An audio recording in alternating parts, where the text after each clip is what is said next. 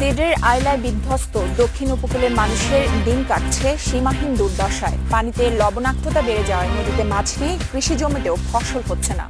প্রকৃতির সাথে যুদ্ধ করেও দুবেলা খাবার জোগাড় করতে হিমশিম খাচ্ছে উপকূলের মানুষ।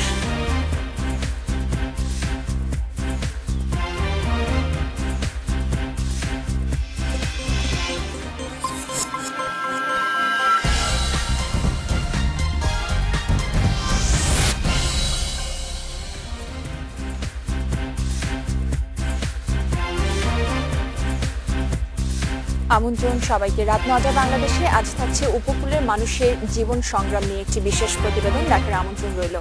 দেশ বিদেশের আরো খবর জানাতে আপনাদের সাথে থাকছি আমি কাজী মহুয়া, আর ব্যবসা বাণিজ্যের খবর জানাবো আমি মীরা হাসান, এবং যথারীতি সব খেলার খবর থাকছে আমার সাথেই, আমি হাসানুর রহমান।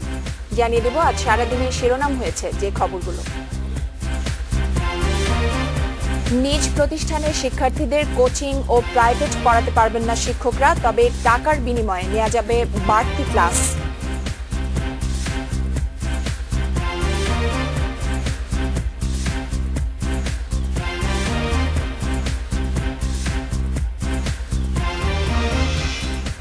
সরকারি প্রতিষ্ঠানে অনলাইন দরপত্র আহ্বানে সাড়া মিলছে কম, অনাকাঙ্ক্ষিত ঘটনা এড়াতে সব জায়গায় ট্রেডিং কার্যকর করার পরামর্শ বিশেষজ্ঞদের।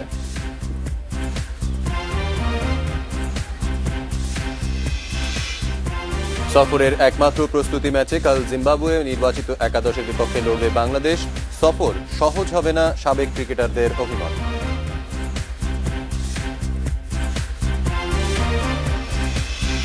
রাত 9টায় বাংলাদেশে এছাড়া আরো থাকছে টেকনাফ সীমান্ত দিয়ে এখনো ঢুকছে রোহিঙ্গারা। অনুপ্রবেশকারীদের বিষয়ে কোনো অনুরোধ না করতে আন্তর্জাতিক সংস্থার প্রতি আহ্বান পররাষ্ট্রমন্ত্রী।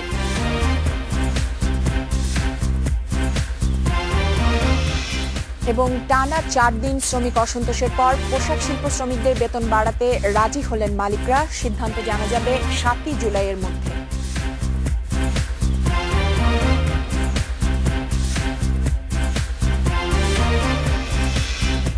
রাত 9টায় বাংলাদেশের নির্বাচিত বিষয় নিয়ে আপনারা মতামত পাঠাতে পারেন। আজকের বিষয় নিজ প্রতিষ্ঠানের শিক্ষার্থীদের প্রাইভেট পড়ানো বন্ধ। মতামত পাঠানোর জন্য আপনার মোবাইলের মেসেজ অপশনে গিয়ে টাইপ করুন RTT রাত, এরপর নাম ও মতামত লিখে পাঠিয়ে দিন 16232 এই নাম্বারে। ইমেল ও ফেসবুকে মতামত দিতে পারেন। আমাদের ইমেল করুন ratnota@independent24.tv এই ঠিকানায়, আর ফেসবুকে মতামত দিন facebook.com/রাত9টা। আপনার মূল্যবান মতামত আমরা তুলে ধরবো রাত 9টায় বাংলাদেশে। স্কুল কলেজ ও মাদ্রাসার কোনো শিক্ষক এখন থেকে নিজ প্রতিষ্ঠানের শিক্ষার্থীদের কোচিং ও প্রাইভেট পড়াতে পারবেন না, তবে তারা শিক্ষা প্রতিষ্ঠানের ভেতরেই অতিরিক্ত ক্লাস নিতে পারবেন। দুপুরে সচিবালয়ে শিক্ষামন্ত্রী নুরুল ইসলাম নাহিদ জানিয়েছেন, শিক্ষকদের কোচিং বাণিজ্য বন্ধে একটি চূড়ান্ত নীতিমালায় এসব বিধান রাখা হয়েছে। স্কুল কলেজ ও মাদ্রাসা শিক্ষকদের বিরুদ্ধে বড় অভিযোগ হচ্ছে ক্লাসের চেয়ে আলাদা প্রাইভেট পড়ানো বা কোচিং ক্লাস নেয়াতে তারা বেশি আগ্রহী।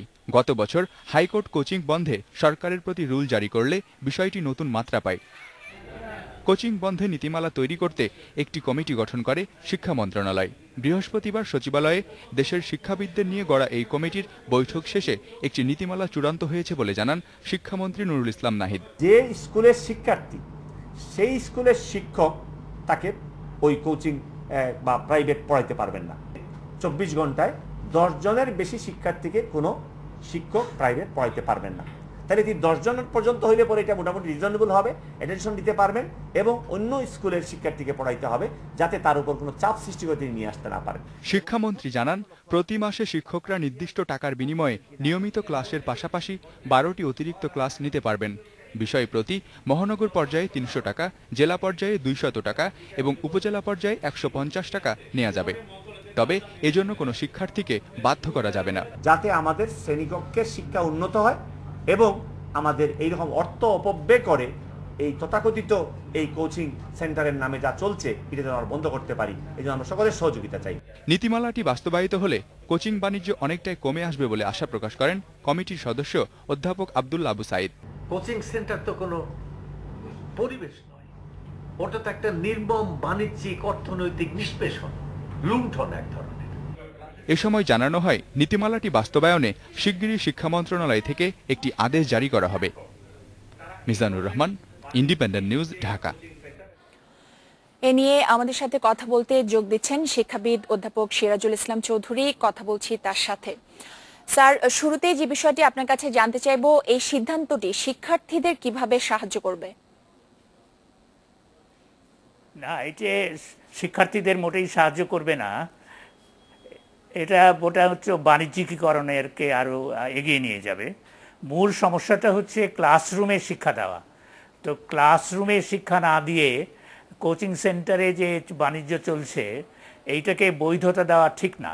ক্লাসরুমে শিক্ষাকে বাড়াতে হবে এবং এই যে কোচিং সেন্টার তুলে দিতে হবে, এইটাই হচ্ছে আমাদের লক্ষ্য হওয়া উচিত। স্যার, তার মানে আপনি বলতে চাইছেন যে ক্লাসের শিক্ষার যে আমাদের ধরন, সেটা ভালো করতে হবে। আরেকটা বিষয় জানতে চাইবো, এই নীতিমালায় বাড়তি টাকার বিনিময়ে ক্লাসের সুযোগের কথা বলা হচ্ছে। এতে যারা গরিব শিক্ষার্থী তারা অনেকটাই বঞ্চিত হবে বলে মনে হচ্ছে। এই বিষয়টাকে আপনি কিভাবে দেখছেন? অবশ্যই বঞ্চিত হবে এবং অনেকে ঝরে পড়বে। তো এই শিক্ষার ক্ষেত্রে আরেকটা বৈষম্য তৈরি হবে, যে যারা কোচিং সেন্টারে পড়তে পারে এবং যারা কোচিং সেন্টারে পড়তে পারে না। বিদ্যালয়ের কাজ হচ্ছে শিক্ষাক্ষেত্রে সাম্য প্রতিষ্ঠা করা। সেটা না করে আমরা যদি বিদ্যালয়ের সমান্তরালে আবার একটা এই কোচিং ব্যবস্থা চালু করি, তো সেখানে ওই গরিব মানুষের ছেলেমেয়েরা পড়তে পারবে না এবং তারা হতাশ হবে এবং তারা ঝরে পড়বে। এটা খুবই ক্ষতিকর হবে আমাদের জন্য। স্যার, তাহলে আপনার সুপারিশগুলো কি হবে সামগ্রিকভাবে এই ব্যবস্থার মান উন্নয়নের জন্য? প্রথম কথা হচ্ছে যে ক্লাসরুমে শিক্ষাকে আরও গুরুত্ব দিতে হবে এবং তাকে পরিপূর্ণ করতে হবে, যাতে কোচিংয়ের দরকার পড়ে না এটাকে। তারপরে কোচিং তুলে দিতে হবে। তবে প্রথম কাজ হচ্ছে ওই ক্লাসরুমের শিক্ষাকে পর্যাপ্ত করা এবং তাকে যথেষ্ট করা। তা না করলে আমরা কথা বললেই তো আর কোচিং সেন্টার উঠে যাবে না, গোপনেও হয়তো চলবে, কিন্তু এটাকে বৈধকরণ কোনো মতেই উচিত বলে আমি মনে করি না। স্যার, আপনাকে অনেক ধন্যবাদ আমাদের সাথে যোগ দেওয়ার জন্য। এ নিয়ে আমাদের সাথে আরো কথা বলতে যোগ দিচ্ছেন রাজশাহী থেকে রাজশাহী কলেজিয়েট স্কুলের শিক্ষক SM মোশাররফ হোসেন। কথা বলছি তার সাথে। জনাব মোশাররফ, একজন শিক্ষক হিসেবে এই সিদ্ধান্তটিকে আপনি কিভাবে দেখছেন?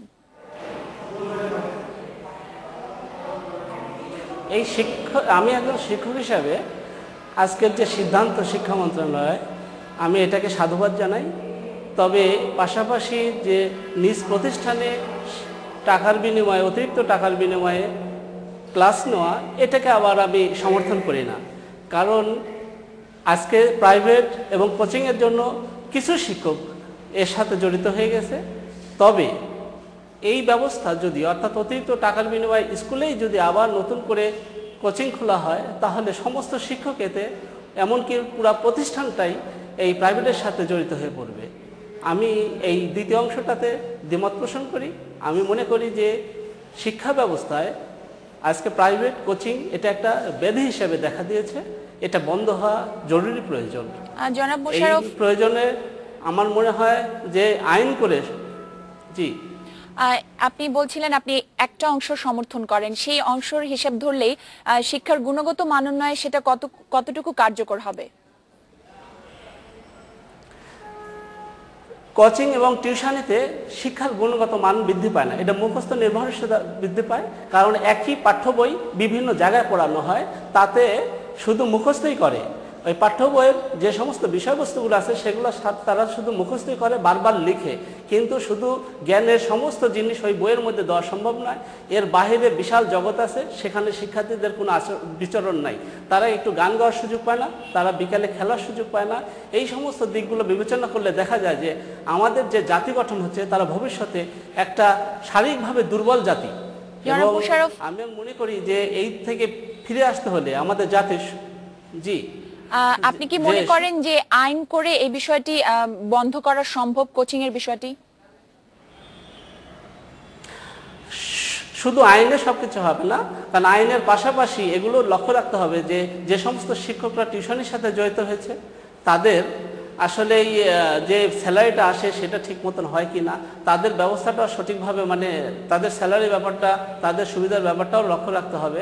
এবং সামাজিক আন্দোলন শুরু করা যায় মনে হয় এই ব্যাপারটা। জনাব মোশাররফ হোসেন, আপনাকে ধন্যবাদ আমাদের সাথে যোগ দেওয়ার জন্য। এবার ঢাকা থেকে বিষয়ে কথা বলতে আমাদের সাথে টেলিফোনে যোগ দিচ্ছেন নটরডেম কলেজের অধ্যক্ষ father Benjamin D Costa CSC। Father Benjamin, বর্তমান বাস্তবতায় শিক্ষা প্রতিষ্ঠানগুলোর পক্ষে এই সিদ্ধান্ত বাস্তবায়ন করা কতটা সম্ভব বলে আপনি মনে করেন?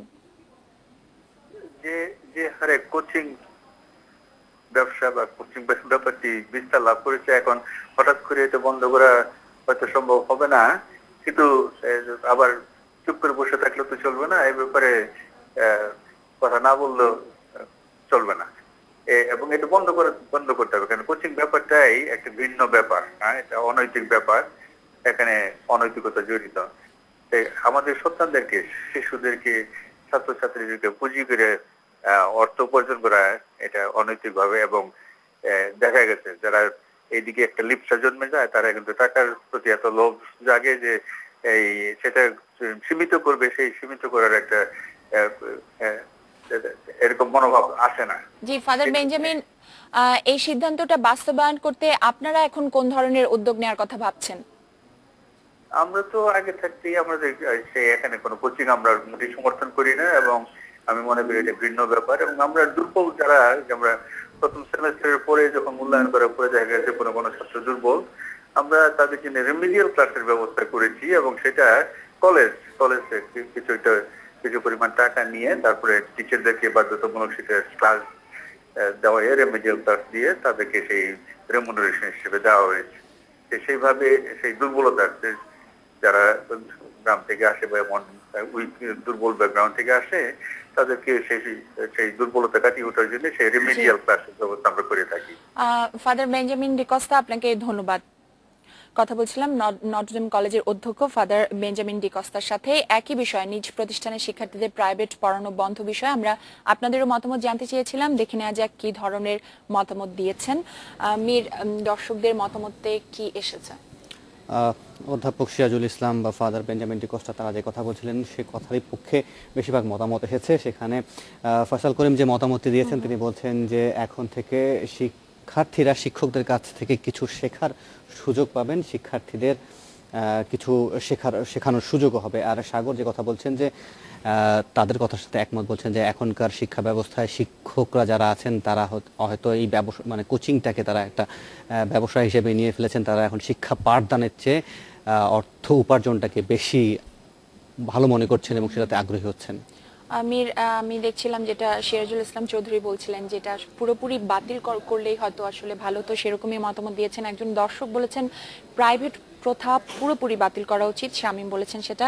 হাসান তারেক বলেছেন এটা খুবই ভালো একটা আইডিয়া, এটার সাথে উনি সম্মতি প্রকাশ করেছেন, এবং এই প্রকৃত জ্ঞানের বিকাশ ঘটবে বাংলাদেশে, এই ধরনের আশা ব্যক্ত করেছেন রবি ফেসবুকে এই সিদ্ধান্তের ফলে। খুব অবাক করা একটা বিষয় আমি আজকে বলতে চাই, তুলতেও চাই আসলে। রাজশাহী থেকে মোশাররফ হোসেন যে কথাটি বললেন, ফাদার বেঞ্জামিন ডিকস্তা যেটা বললেন, এবং সেই সাথে আমরা দেখলাম সিরাজুল ইসলাম স্যার তিনিও একই কথা বলছেন যে প্রথাটি একেবারেই খুব মানে অনৈতিক এবং বাতিল করতেই হবে।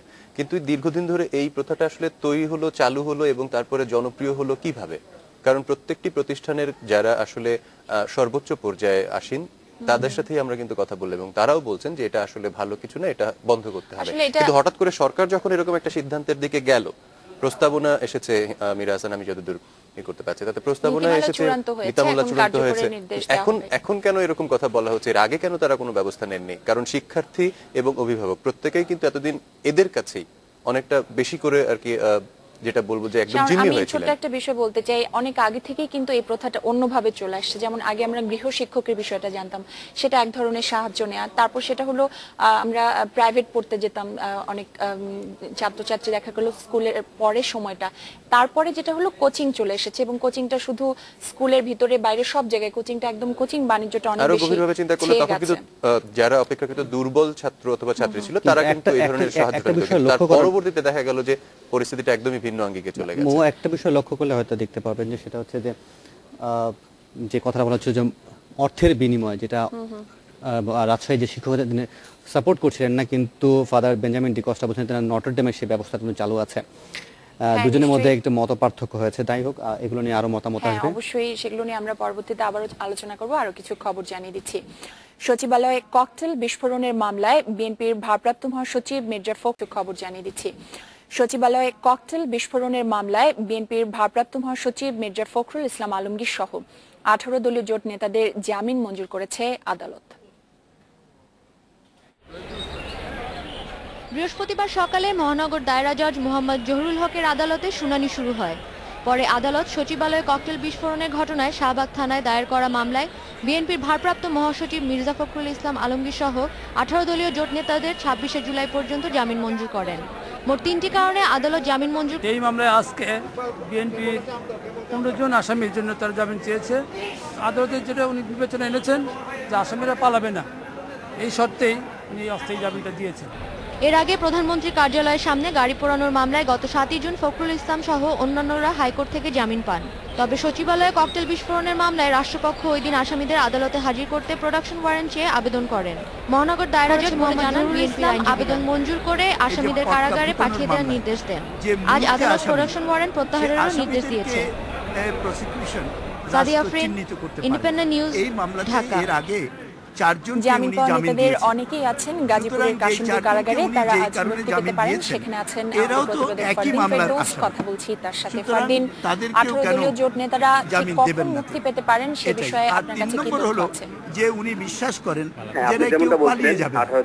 রাষ্ট্রপক্ষের আইনজীবীরা জানান আদালত আসামিদের তাদের অবস্থানের ব্যাপারে আশ্বস্ত হয়ে জামিন দিয়েছে। জামিননামা ঢাকা কেন্দ্রীয় কারাগারের অনুমোদন সাপেক্ষে এই কারাগারে এসে পৌঁছেছে। রাত 9টার দিকে ওই বিএনপি নেতৃবৃন্দের স্বজন এবং আইনজীবী এটা নিয়ে আসেন। এখন যাচাই বাছাই চলছে যে কখন আসলে তাদেরকে মুক্তি দেওয়া যায়। আর এর মধ্যেই আমি সহ মিডিয়া কর্মীরা ঠিক কারাগারের মূল ফটকের কাছে দাঁড়িয়ে আছি, যে কোনো মুহূর্তে উনি বের হতে পারেন। বিশেষ করে মির্জা ফখরুল ইসলাম আলমগীর, বিএনপির ভারপ্রাপ্ত মহাসচিব সহ অন্যান্য নেতাবৃন্দ। আমরা মূলত দাঁড়িয়ে আছি কাশিমপুর কারাগার 2 এর সামনে। সারিবদ্ধভাবে নেতা নেত্রীরা দাঁড়িয়ে আছেন ফুল নিয়ে তাকে স্বাগত জানানোর জন্য। যে কোনো মুহূর্তে উনি বের হয়ে আসতে পারেন। এই হলো সর্বশেষ খবর কাশিমপুর কারাগারের। ফারদিন, আপনাকে ধন্যবাদ। রোহিঙ্গাদের আশ্রয় দিতে বাংলাদেশ বাধ্য নয় বলে জানিয়েছেন পররাষ্ট্রমন্ত্রী দীপু মনি। সংসদে 300 ধারায় বিবৃতিতে তিনি বলেন, কোন আন্তর্জাতিক শরণার্থী বিষয়ক আইন এবং কনভেনশনে বাংলাদেশ অনুস্বাক্ষরকারী রাষ্ট্র নয়। আন্তর্জাতিক এনজিও এবং সংস্থাগুলোকে এ বিষয়ে অনুরোধ না জানানোর আহ্বান জানিয়েছেন তিনি।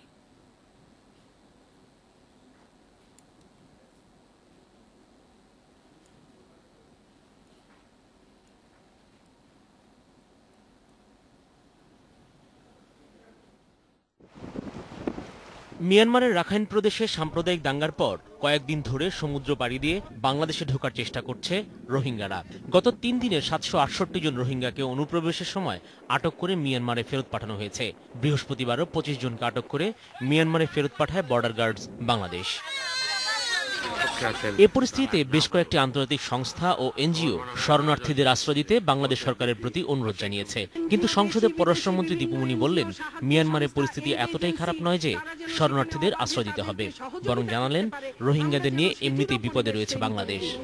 আমার তাদের কাছে অনুরোধ, মাননীয় স্পিকার, এই সংসদের মাধ্যমে তারা যে সহায়তাটি বাংলাদেশের ভেতরে এই রোহিঙ্গাদেরকে, যাদেরকে তারা আমাদের দেশে আসতে দিতে বলছেন, তাদেরকে যে সহায়তাটি তারা বাংলাদেশের ভেতরে দিতে চাচ্ছেন, সেটি তারা যেন মিয়ানমারের ভেতরে দেন। রোহিঙ্গাদেরকে বাংলাদেশ জামায়াত ইসলামী ইন্ধন দিচ্ছে মিয়ানমারের এই অভিযোগ ফেলে দেননি দীপু মনি। এটি তদন্ত করা হবে বলে সংসদে জানিয়েছেন তিনি। মিয়ানমারে আমাদের রাষ্ট্রদূতকে তাদের কনসার্ন জানিয়েছেন। তারা মনে করছেন যে বাংলাদেশের মধ্যে অবস্থানকারী কিছু কিছু রোহিঙ্গা সংগঠন এবং বাংলাদেশের একটি রাজনৈতিক দল, এবং তারা বলেছেন জামাতে ইসলামী, তারা রোহিঙ্গাদেরকে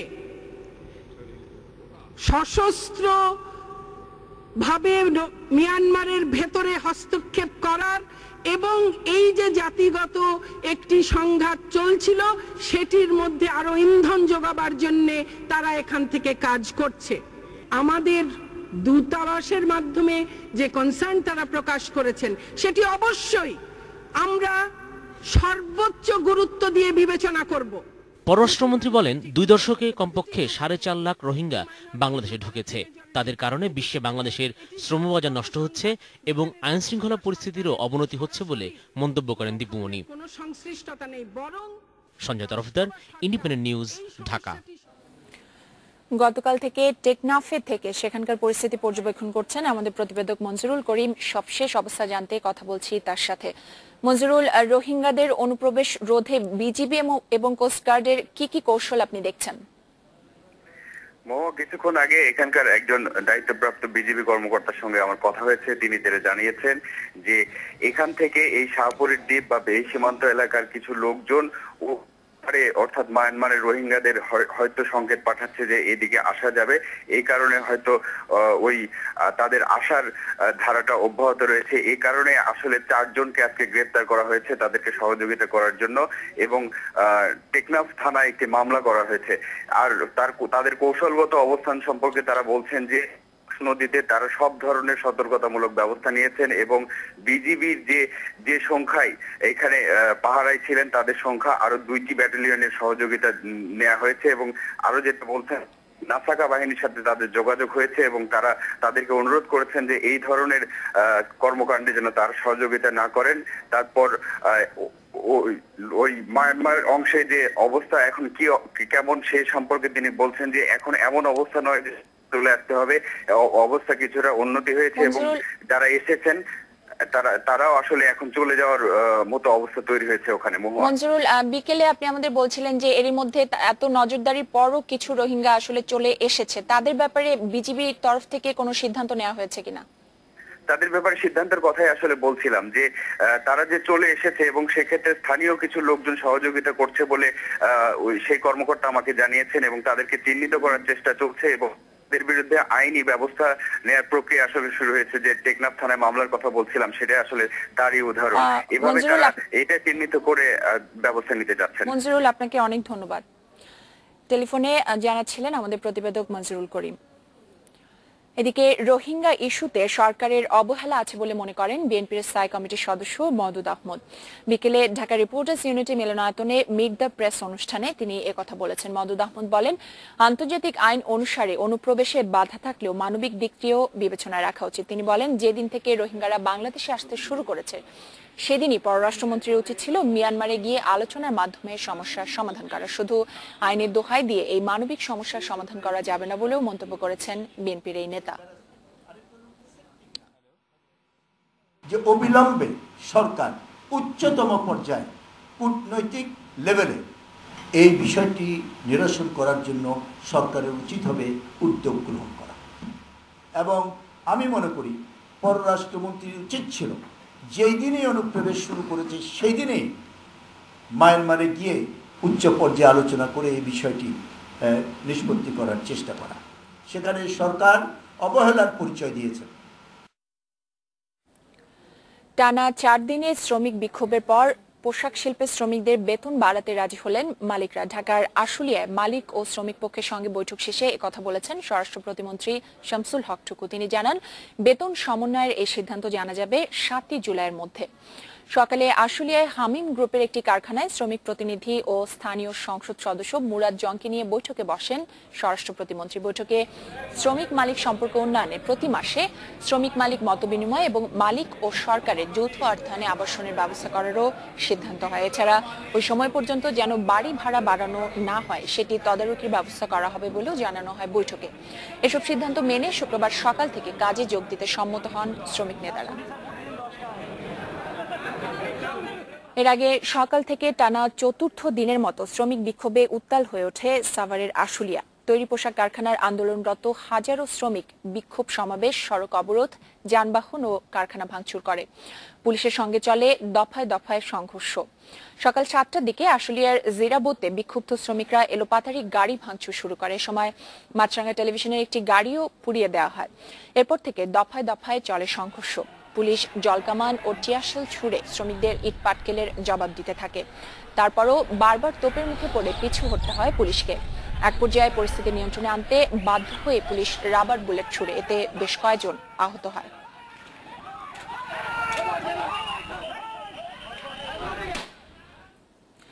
আষাঢ়ের প্রথম দিনে রাজধানীতে বৃষ্টি হওয়ার সম্ভাবনা খুব একটা নেই, তবে এমন দাবদাহে সুখবর রয়েছে সিলেট ও চট্টগ্রামবাসীর জন্য। আবহাওয়া অধিদপ্তর বলছে এই দুটি বিভাগীয় শহরে বৃষ্টি হওয়ার সম্ভাবনা রয়েছে। আর জ্যৈষ্ঠের শেষ দিনে রাজধানী ঢাকা সহ দেশের প্রায় সব বিভাগীয় শহরগুলোতে দিনের তাপমাত্রা স্বাভাবিকের চেয়ে বেশি ছিল। ধূসর আর বিবর্ণ রাজধানীর বুকে গাছ আর জলাশয় খুঁজে পাওয়াই মুশকিল। এই রাজধানীর আকাশে দিনভরই ছিল মেঘের যাওয়া আসা, ছিল মৃদুমন্দ বাতাসও। কিন্তু এই মেঘ ছায়া দিয়েছে বটে, কিন্তু দেয়নি কোনো স্বস্তি, বরং দিনভরই ছিল অস্বস্তিকর গরম। এই গরমে বিদ্যুৎ হতে পারত স্বস্তির সহজতম উপায়, কিন্তু বিদ্যুতের দেখা মেলাই ভার। তাই এমন ভর দুপুরে খোলা শরীরে বেঘরে ঘুমিয়ে কাটে আক্কাস কিংবা মালিকদের সময়। আর যাদের ঘুম আসে না তাদের সম্বল সস্তা মোবাইল ফোনে গান আর গল্পগুজব। গাড়ি চালায় তো সুখ পাওয়া যায় না। আবহাওয়া অধিদপ্তরের তথ্য বলছে জ্যৈষ্ঠের শেষ দিনেও দেশের প্রায় সব বিভাগীয় শহরের তাপমাত্রা স্বাভাবিকের চেয়ে 2 থেকে 3 ডিগ্রি বেশি ছিল। পাশাপাশি আবহাওয়াবিদদের ভাবিয়ে তুলেছে রাজধানীর রাতের তাপমাত্রাও, কারণ এ শহরের রাতের তাপমাত্রা 30 ডিগ্রির নিচে নামছেই না। উল্লেখযোগ্য কোনো বৃষ্টি হচ্ছে না কোনো জায়গাতেই, যার কারণে টেম্পারেচারটা কমছে না। আর এই টেম্পারেচার নর্মালের চেয়ে বেশি আছে এবং সারা দেশেই নর্মালের চেয়ে বেশি আছে। এখানে একটা আমরা প্রথম থেকেই বলতে আছি যে এই বছরের এই মে মাসে নর্মালের চাইতে 1 থেকে 5 ডিগ্রি রাতের তাপমাত্রা বেশি আছে। আমরা আবহাওয়া দপ্তরের এই রেন চার্টের লাল অংশটি যে এলাকাকে ঘিরে রয়েছে, দেশের সেসব অংশে বৃষ্টি হওয়ার সম্ভাবনা প্রবল। সেই হিসেবে পহেলা আষাঢ় রাজধানীবাসীর জন্য খুব একটা সুখবর নেই। ঢাকাতে তেমন হবে না, কালকেরও এরপরে হবে। ঢাকার বাইরে সিলেট ডিভিশনটা পুরো এবং চট্টগ্রাম ডিভিশনের বৃষ্টিপাত হবে। এমন বাস্তবতায় এ শহরে যে যার মতো করে স্বস্তি খুঁজছেন। আর আবহাওয়াবিদরা বলছেন একটু ধৈর্য ধরতে, কারণ জুন মাসের শেষ দিকে গরম কিছুটা কমবে। Mir Hasan, Independent News, Dhaka.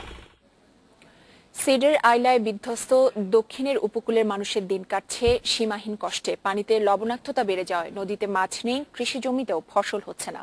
তাই প্রকৃতির সাথে যুদ্ধ করেও দুবেলা খাবার জোগাড় করতে হিমশিম খাচ্ছে উপকূলের মানুষ। বাংলা প্রতিনিধির পাঠানো তথ্য ছবি নিয়ে দেখুন প্রতিবেদন। জলবায়ু পরিবর্তনে সবচেয়ে বেশি ক্ষতির শিকার উপকূলীয় এলাকার মানুষ। বড় ধরনের প্রাকৃতিক দুর্যোগ ছাড়াও দীর্ঘমেয়াদী ক্ষতির মুখে রয়েছে তারা। মাছ ধরা প্রধান পেশা হলেও লবণাক্ততা বেড়ে যাওয়ায় এখন নদীতে মাছ মেলে না। অন্যদিকে চিংড়ির ঘেরের কারণে এখন ধানি জমিগুলোতেও লবণাক্ততা বেড়ে গেছে। ফলে উপকূলের এসব এলাকায় এখন আর ধান হয় না। আগে প্রচুর পরিমাণ ধান হতো, আর এখন তো মোটেও হয় না। এত পরিমাণে লবণতার জন্য কোনো মাছই কোনো কিছুই হচ্ছে না, সবকিছুই মারা যাচ্ছে। কয়েক বছর আগেও এসব এলাকায় ছিল অনেক গাছ। সিডর ও আইলায় সেগুলো নষ্ট হয়ে যায়। নতুন করে গাছ লাগালেও লবণাক্ততার কারণে এখন আর গাছ টেকে না, হয় না মৌসুমী সবজিও। দেখা যাচ্ছে যে আগে যে সমস্ত গাছপালা হতো, খেতে আমরা যে শাকসবজি লাগাতাম, বর্তমানে কিন্তু তা হচ্ছে না। এই লবণ খরা, ওই মানে বর্ষা না হওয়ার কারণে নিচের মাটির থেকে যে রসটা নিয়ে উঠছে লবণ, এর কারণে গাছপালা সব মারা যাচ্ছে, কিছুই হচ্ছে না। চিংড়ির চাষ কমিয়ে মিঠা পানির মাছ চাষের উপর গুরুত্ব দিলেন এই কৃষি কর্মকর্তা। আমরা যদি চিংড়ি চাষগুলো বন্ধ করতে পারি, ঘের মালিকদেরকে বোঝাতে পারি যে আমরা এখানে মিষ্টি পানি ঢোকাই, মিষ্টি পানির চাষ, বিশেষ করে গলদার চাষ, এবং সাথে সাথে যদি আমরা ধানের উৎপাদন বাড়াতে পারি, তাহলে একসাথে কিন্তু তারা মাছ করে লাভবান হবে, পাশাপাশি তারা কিন্তু ধানের দিকে আর্থিকভাবে লাভবান হতে পারে। প্রকৃতির সাথে যুদ্ধে হিমশিম খাওয়া উপকূলবাসীর দুবেলা খাবারের সংস্থানে এ অঞ্চলের ঘেরগুলোতে মিঠা পানির মাছ চাষে উৎসাহিত করতে সরকারি উদ্যোগের কথা বলছেন পরিবেশবাদীরাও। Sumona Simi, Independent News. এবার দেশ বিদেশের ব্যবসা বাণিজ্যের খবর জানতে চলে যাচ্ছি মীর আহসানের কাছে। মীর, আজ সপ্তাহের শেষ দিন, ব্যবসা বাণিজ্যের কি খবর জানাচ্ছেন আজ? খুব বেশি খবর নেই আমার কাছে, তবে যেটুকু আছে সেটা হচ্ছে নিশ্চয়ই গুরুত্বপূর্ণ। আপনার নিশ্চয়ই মনে আছে যে গত মঙ্গলবার সড়ক ভবনে গোলাগুলির ঘটনা আছে। সেই বিষয় হচ্ছে যে 2011 সালের অগস্ট থেকে একটা সরকারের প্রকল্প ছিল, সেটা হচ্ছে ই ট্রেডিং চালুর পদ্ধতি। কিন্তু অনাকাঙ্ক্ষিত হলেও বা আমাদের আশা থাকলেও দেখা যাচ্ছে যে সেই প্রতিষ্ঠানগুলোতে এটা কার্যকর হচ্ছে না। যাই হোক, এই ধরনের আরও কিছু ব্যবসা বাণিজ্যের খবর আছে, তবে সেগুলো জানাবো। তবে তার আগে নেব ছোট্ট একটা বিরতি, আর বিরতির পর ফিরে এসে যা থাকছে। কর্তৃপক্ষের অনুমোদন নতুন করে দরপত্র জমা দেয়া নিয়ে সংঘর্ষের বিষয়টি সামনে চলে এসেছে। অথচ এই অবস্থা এড়াতেই 2011 সালের আগস্ট মাসে সরকার চালু করে ই টেন্ডারিং নামের একটি পাইলট প্রকল্প। দেশের সবচেয়ে বেশি দরপত্র আহ্বানকারী 4টি প্রতিষ্ঠানের 16 শাখাতেই এখন অনলাইনে দরপত্র আহ্বান করা হয়। কিন্তু অনলাইনে দরপত্রে অংশ নিতে খুব কম ঠিকাদার প্রতিষ্ঠানই আগ্রহ দেখাচ্ছে। আমার এই সিস্টেমে 3 লক্ষ টেন্ডারার এবং প্রক্রিউরমেন্ট এন্টিটি, অর্থাৎ ইউজার হিসেবে 3 লক্ষ লোক একই সময় এই সিস্টেম ইউজ করার মতো ক্ষমতা সম্পন্ন সিস্টেম আমরা তৈরি করছি। এখন ইউটিলাইজ হচ্ছে কম। ই-টেন্ডার আছে এমন 4টি প্রতিষ্ঠানের একটি সড়ক ও জনপথ বিভাগ, কিন্তু এই প্রতিষ্ঠানের সব কাজে অনলাইনে দরপত্র আহ্বান করা হয় না। প্রতিষ্ঠানের কম্পিউটার সিস্টেম অ্যানালিস্ট জানান, ই-টেন্ডারিংয়ে তারা কম দরপত্র আহ্বান করেন কারণ এটা এখনো পাইলট প্রকল্প। যেহেতু পাইলট ছিল, এটা আমার জুন পর্যন্তই শেষ। নেক্সট আমি ইজিপিতে অবশ্যই করব, এবং আমাদের চিফ ইঞ্জিনিয়ার তো অর্ডার দিয়ে দিছে যে সব ডিভিশন থেকে একটা, তাহলে আপনার একটা যদি করে আপনার তাহলে 100টা টেন্ডার চলে আসবে। ট্রান্সপারেন্সি ইন্টারন্যাশনাল বাংলাদেশের চেয়ারম্যান সুলতানা কামাল বলেন, সরকারের উচিত এই ব্যবস্থা যত তাড়াতাড়ি সম্ভব সব প্রতিষ্ঠানে কার্যকর করা, যাতে প্রভাবশালী মহল দরপত্র নিয়ে কোনো ঝামেলা করতে না পারে। ই টেন্ডারিং তো আমাকে কিছু তথ্য দিবে কিংবা পদ্ধতিগতভাবে একটু হয়তো সহজ করে দিবে, যেখানে ব্যক্তিগত পরিচয় কিংবা ব্যক্তিগত অবস্থানটা অত বেশি গুরুত্ব পাওয়ার কথা না। আমি যদি ওই জায়গায় থাকতাম, আমার তো প্রতিক্রিয়া হতো যে যত তাড়াতাড়ি পারে ই টেন্ডারিং শুরু করে, যাতে করে এই ধরনের ঘটনা আর ঘটতে না পারে। Ariful Islam, independent News, Dhaka. যথাযথ কর্তৃপক্ষের অনুমোদন ছাড়াই রিহ্যাব মেলায় প্লট বুকিং নিচ্ছে বিভিন্ন আবাসন প্রতিষ্ঠান। অনেকে আবার ফ্ল্যাট বিক্রিতে মিথ্যা আশ্বাস ও চটকদার বিজ্ঞাপন দিয়ে কাছে টানছেন ক্রেতাদের। প্লট বুকিং কিংবা ফ্ল্যাটের কেনার আগে এ বিষয়ে ক্রেতাদের সচেতন হওয়া জরুরি বলছেন সংশ্লিষ্টরা। ঢাকার অদূরে কেরানীগঞ্জে সানওয়ে রিভার সিটি নির্মাণের কথা রয়েছে সবুজ ছায়া আবাসন কোম্পানির, যা শেষ হবে 2015 সালে। ইনভাইট প্রপার্টিজের স্বপ্নিল আবাস গড়ার কথা রয়েছে ঢাকার উত্তরখানে। তবে এ দু প্রতিষ্ঠানে বিক্রি ও বুকিং চলছে রাজধানী উন্নয়ন কর্তৃপক্ষ রাজুকের অনুমোদন ছাড়াই। না, এটা এখন অনুমোদন পাওয়া যায় না, বাট আমরা নিবন্ধনকৃত আছি, এটা এখন অনুমোদন হয় নাই। আপনি অনুমোদন পাওয়ার আগে যে বিক্রি করছেন সেটা কি ঠিক? আমি বলেছি বিষয়টা হচ্ছে যে আপনার জায়গার পরিমাণ যদি 10, তাহলে আপনি অনুমোদনের প্রশ্নটা কেন আসবে? না, মানে অনুমোদন পাননি না, অন প্রসেস আছে? না, অন প্রসেসও নাই। আপনারা মানে অনুমোদন পাননি? না। ঢাকা ও ঢাকার কাছাকাছি এরকম অনেক আবাসন প্রকল্পেরই নেই যথাযথ কর্তৃপক্ষের অনুমোদন। মেলায় আসা অনেক প্রতিষ্ঠানই তাই নানা আশ্বাস দিয়ে কাছে টানছেন ক্রেতাদের। অনেকের স্টলেই শোভা পাচ্ছে নিজস্ব আবাসন প্রকল্পের চটকদার মনোহরী বিজ্ঞাপন। এ তো গেল প্লটের কথা, ফ্ল্যাট বিক্রিতেও অনেকে দিচ্ছেন মিথ্যা আশ্বাস। বিষয়টি স্বীকার করলেন বিক্রেতাদের অনেকে। গ্যাসটা কনফার্ম নেই, তো আমরা এখানে লিখতে একটু সমস্যা হয়ে গেছে, কিন্তু আমাদের বিদ্যুৎটা কনফার্ম আমরা দিয়ে দিতেছি। আমার মনে হয় যে খারাপের সংখ্যা খুবই কম এবং 1-2 জন, বেশি না, এবং তাদের জন্য আমরাও কষ্ট পাচ্ছি। এক্ষেত্রে ক্রেতাদের সচেতনতা খুব একটা বাড়েনি, যার ফলে প্রতারিত হচ্ছেন অনেকে। তবে অনেকে আগে দেখে তারপর দিচ্ছেন বুকিং। জাস্ট দেখছি, খোঁজ নিচ্ছি ওনাদের প্রজেক্ট সম্বন্ধে, এরপরে আমরা ওখানে বাস্তবে দেখব। এই অনুমোদনের কাগজ কি তারা দেখাতে পারছে? আমি আসলে ওইভাবেই তো ওদের কাছে ছাইও নাই, মানে জাস্ট দেখছি এগুলা। 4 দিনের এই গ্রীষ্মকালীন রিহাব মেলার উদ্বোধন করেন যোগাযোগ মন্ত্রী ওবায়দুল কাদের। এবারে মেলায় অংশ নিয়েছে 171টি প্রতিষ্ঠান। মেলা চলবে আরও 3 দিন, প্রতিদিন সকাল 10টা থেকে রাত 8টা পর্যন্ত। Shaon Hasnat, Independent News, Dhaka. পুঁজিবাজার নিয়ন্ত্রক সংস্থা সিকিউরিটিজ অ্যান্ড এক্সচেঞ্জ কমিশনের 2CC ধারাকে চ্যালেঞ্জ করে 5 কোম্পানির পরিচালকের দায়ের করা রিট শুনানি মুলতবি ঘোষণা করা হয়েছে। রোববার আবারও শুনানি শুরু হবে। এর আগে গত বুধবারও শুনানি শেষ না হওয়ায় আদালত মুলতবি ঘোষণা করে। বৃহস্পতিবার শুনানিতে ডক্টর কামাল হোসেন পরিচালকদের পক্ষে বক্তব্য তুলে ধরেন। বিচারপতি হাসান ফয়েজ সিদ্দিকী ও বিচারপতি জাহাঙ্গীর হোসেনের সমন্বয়ে গঠিত বেঞ্চ শুনানি হয়। গত 22 মে 2CC ধারাকে চ্যালেঞ্জ করে NCC Bank, Mercantile Bank, South East Bank, National Life Insurance ও প্রাইম ফাইন্যান্স ব্যাংকের 24 পরিচালক হাইকোর্টে রিট দায়ের করেন।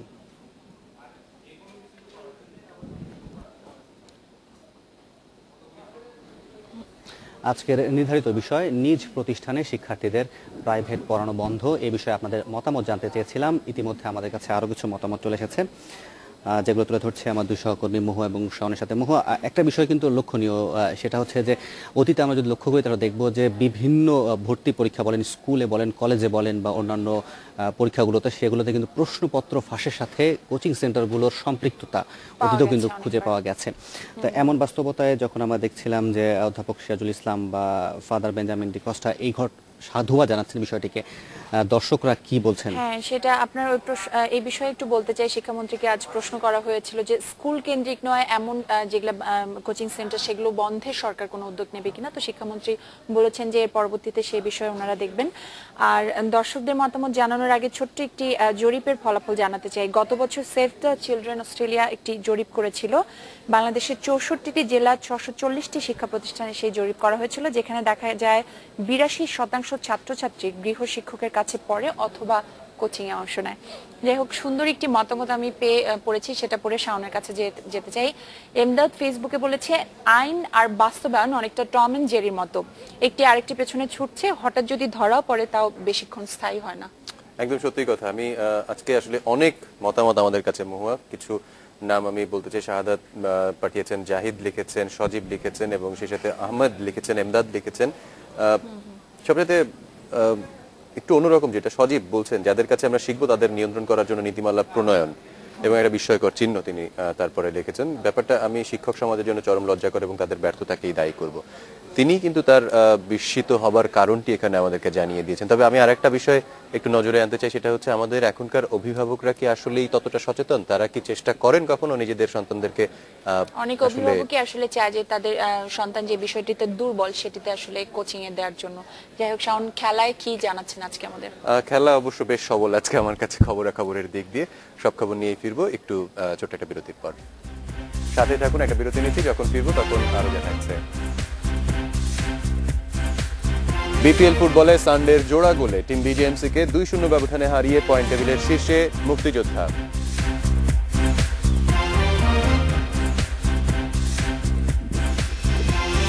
এবং ইউরো 2012-তে নেদারল্যান্ডসকে 2-1 গোলে হারালো ফেভারিট জার্মানি। মাস্ট উইন ম্যাচে আজ আয়ারল্যান্ডের বিপক্ষে লড়বে বর্তমান চ্যাম্পিয়ন স্পেন।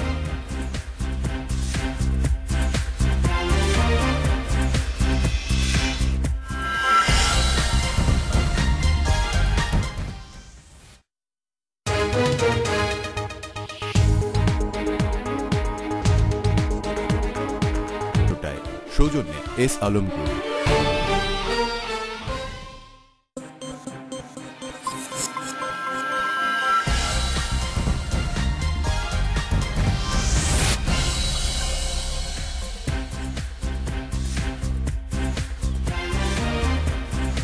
স্বাগত আরো একবার রাত 9টা বাংলাদেশে। শুরুতেই বাংলাদেশের খবর। টি-20 সিরিজে হারারের কান্ট্রি ক্লাবে কাল সফরের একমাত্র প্রস্তুতি ম্যাচে জিম্বাবুয়ের নির্বাচিত একাদশের বিপক্ষে লড়বে বাংলাদেশ। খেলা শুরু হবে বাংলাদেশ সময় দুপুর 1:30টায়। একদিনের এই ম্যাচ দারুণ গুরুত্বপূর্ণ দলে ফেরা আশরাফুল ও জুনায়েদ সিদ্দিকীর জন্য। পাশাপাশি দলের তরুণ খেলোয়াড় আনামুল হক, জিয়াউর রহমান ও আবুল হাসানরাও নিজেদের প্রমাণ করার সুযোগ পাবেন। গত বছর জিম্বাবুয়ে সফরে ওয়ানডে সিরিজে হেরেছিল টাইগাররা, একমাত্র টেস্টও জিতে নেয় জিম্বাবুয়ে। 17 জুন শুরু হবে টি-20 ট্রায়াঙ্গুলার সিরিজ। উদ্বোধনী ম্যাচে বাংলাদেশের প্রতিপক্ষ জিম্বাবুয়ে। টুর্নামেন্টের অপর দলটি হলো দক্ষিণ আফ্রিকা। এদিকে বেশিরভাগ ক্রিকেটাররাই জিম্বাবুয়ের কন্ডিশনের সাথে পরিচিত না হওয়ায় এই সিরিজ বাংলাদেশের জন্য খুব একটা সহজ হবে না বলেই মনে করছেন ক্রিকেট বিশেষজ্ঞরা।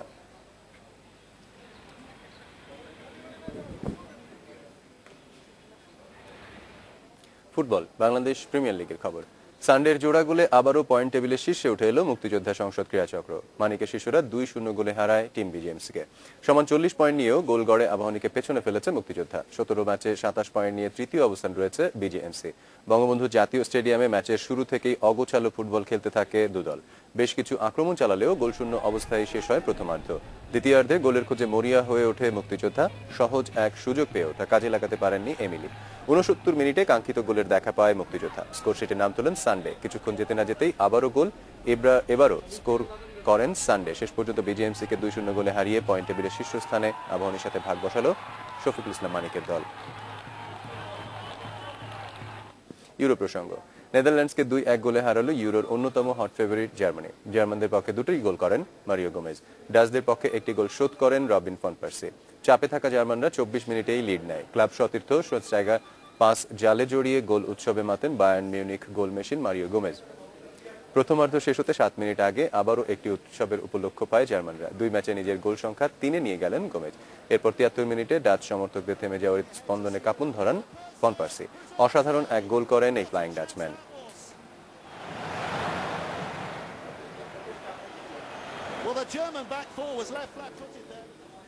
এদিকে সি গ্রুপে মাস্ট উইন ম্যাচে আজ আয়ারল্যান্ডের বিপক্ষে মাঠে নামবে বিশ্ব ফুটবলের চ্যাম্পিয়ন স্পেন। নিজেদের প্রথম ম্যাচে ইতালির সাথে 1-1 গোলে ড্র করেছিল তারা। অন্যদিকে মান বাঁচানোর জন্য খেলবে আয়ারল্যান্ড। প্রথম ম্যাচে ক্রোয়েশিয়ার কাছে 3-1 গোলে হেরে গিয়েছিল তারা। ইতালির সাথে ড্র করে পরের রাউন্ডে যাবার রাস্তাটা একটু কঠিনই হয়ে গেছে স্পেনের জন্য। অন্যদিকে আয়ারল্যান্ডকে টিকে থাকতে হলে ড্র করলেই চলবে না, হারাতে হবে বিশ্ব চ্যাম্পিয়নদের। প্রথম ম্যাচে ক্রোয়েশিয়ার কাছে 3-1 গোলের হার অনেকখানি পিছিয়ে দিয়েছে আইরিশদের। তাই স্পেনের বিপক্ষে মাঠে নামার আগে বেশ কঠিন একটি অনুশীলন সেরে নিয়েছে দলটি।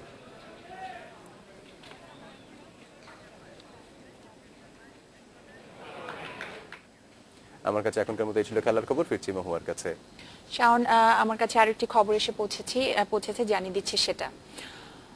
জামিন পাওয়া গাজীপুরের কাশিমপুর কারাগার থেকে মুক্তি পেয়েছেন মির্জা ফখরুল ইসলাম আলমগীর। সেখানে আছেন আমাদের প্রতিবেদক ফারদিন ফেরদৌস। কথা বলছি তার সাথে। ফারদিন, মির্জা ফখরুল ঠিক কখন মুক্তি পেলেন আর তার সঙ্গে আর কোন নেতা মুক্তি পেয়েছেন? যেমনটা আপনি বলছিলেন যে মির্জা ফখরুল ইসলাম আলমগীর বিএনপি ভারপ্রাপ্ত মহাসচিব কিছুক্ষণ আগে 9:35 মুক্তি পেয়েছেন। তার সাথে মুক্তি পেয়েছেন কাশিমপুর কারাগার 2-এ থাকা রুহুল কুদ্দুস তালুকদার দুলু। তাকে তার পরিবারের সদস্যরা এবং স্থানীয় নেতাকর্মী, ঢাকা থেকে আগত নেতাকর্মীরা ফুলের শুভেচ্ছার মধ্য দিয়ে বরণ করেছেন। এ সময় তিনি মিডিয়ার সাথে তেমন একটা বেশি কথা বলেননি। তাকে ক্লান্ত দেখাচ্ছিল। আমরা যতটুকু পেরেছি মিডিয়ার কর্মীরা তার ছবি তোলার চেষ্টা করেছি এবং কথা শোনার চেষ্টা করেছি। তো তিনি অলরেডি তার পারিবারিক গাড়িতে করে কাশিমপুর কারাগার ত্যাগ করেছেন। আর আমরা এই মুহূর্তে দাঁড়িয়ে আছি কাশিমপুর কারাগার 1-এ, যেখান থেকে কিছুক্ষণের মধ্যেই মুক্তি পাবেন আসম হান্নান শাহ ও ডক্টর খন্দকার মোশাররফ হোসেন। এই ছিল আমার কাছে শেষ খবর। ফারদিন, ধন্যবাদ। পরবর্তীতে আবারও আপনার কাছ থেকে বিস্তারিত জেনে নেব আমরা। নিজ প্রতিষ্ঠানে শিক্ষার্থীদের প্রাইভেট পড়ানো বন্ধ, এ বিষয়ে আমরা আপনাদের মতামত জানতে চেয়েছিলাম। আরো কিছু মতামত এসেছে। শাওন মোনারুল হক নামে একজন শিক্ষক এসএমএস করেছেন। তিনি বলেছেন, আমি একজন শিক্ষক, মান্থলি যে টাকা পাই তা দিয়ে আমার সংসার চলে না, তাই প্রাইভেট বন্ধ হলে চলবে কেমন করে? তাদের সমর্থনে এবং তাদের আসলে বিপক্ষে সবসময় কথা থাকবে, কিন্তু তারপরও যিনি যেই কাজটি করবেন তাকে সেই কাজটি করে যেতে হবে, অবশ্যই সবার ভালোর জন্য। এই প্রশ্নটা যে কিভাবে চলবে এটা নিশ্চয়ই যেটা যথাযথ কর্তৃপক্ষ তাদের কানে পৌঁছাবে এবং তারা বিষয়টি নিয়ে ভাববেন। মীর না, বিষয়টা হচ্ছে দেখেন মহুয়া, যে বিশ্বের অনেক দেশে হচ্ছে শিক্ষকরা অনেক বেশি সম্মানিত এবং তাদের বেতন ভাতাও ভালো, কিন্তু আমাদের দেশে শিক্ষকরা হচ্ছেন নামে সম্মানিত, কিন্তু কাজের ক্ষেত্রে তাদের দেখা যায় যে এই দেশে শিক্ষকদের জাতীয়করণের জন্য তাদেরকে আন্দোলন করতে হয়, বেতন ভাতা বৃদ্ধির জন্য আন্দোলন করতে হয়। সেই বিষয়টাকে মাথায় রেখে আহসান যেটা বলছিলেন সেটা হচ্ছে বাংলাদেশের টিচাররা, শিক্ষকরা এখন পর্যন্ত অনেক কম বেতন পান। তারা যদি এই ধরনের কোচিং বন্ধ হয় তবে তাদেরকে কে তাদের বেতন ভাতা দেবে, বাড়াবে বা টাকা পয়সা পাওয়ার বিষয়টি নিশ্চয়ই এই বিষয়গুলো সবাই ভেবে দেখবে। আজকে সেরা মতামতটি জানিয়ে দিই। আজকে সেরা মতামতটি হলো আহসানের মতামত। সে বলেছে, বাংলাদেশের টিচাররা এখনো অনেক কম টাকা পায়, কোচিং বন্ধ হয়ে গেলে আসলে তাদের জীবন কিভাবে চলবে? একই প্রশ্ন যেটা মোনারুল হক নামের একজন শিক্ষক আমাদের করেছেন। আমরা আশা করছি এই বিষয়টি সরকার সহ যারা কর্তৃপক্ষ তারা দেখবে। আজকে রাত 9টায় বাংলাদেশ শেষ করব ধারাবাহিক নাটক ছায়া মুখোশ নির্মাণের কিছু ছবি দেখে। তার আগে বিদায় নেব আমরা। দেশ বিদেশের নানান খবর সহ রাত 9টার বাংলাদেশ নিয়ে আবারও হাজির হব রোববার। ততক্ষণ পর্যন্ত সর্বশেষ খবরটি জানতে ইন্ডিপেন্ডেন্ট টেলিভিশনের সঙ্গে থাকুন।